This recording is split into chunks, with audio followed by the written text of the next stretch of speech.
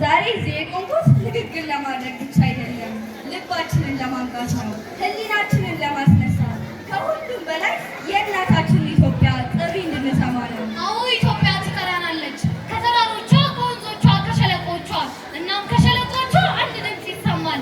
ልጆቼ አንዱኑና ገንቡኝ፣ ተንከባከቡኝ፣ ጠብቁኝ። ወገኖቼ ዛሬ እኛ የምንተነፍሰው ነፃነት ትላንት ለሀገር ሲሉ አጥንታቸውና ደማቸውን ብሎ ሁሉ ነገራቸውን በሰጡ የጀግኖቻችን ዋጋ ነው።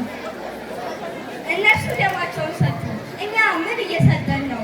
እነሱ ህይወታቸውን አሳልፈው ሰጡ፣ እኛ ጊዜያችንን እንኳን ለሀገራችን እንሰጣለን።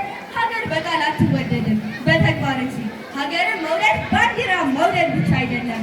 ሀገርን መውደድ ሙስናን መጥላት፣ ሰላምን መጠበቅ፣ እውነትን መናገር፣ ወገንን ማክበር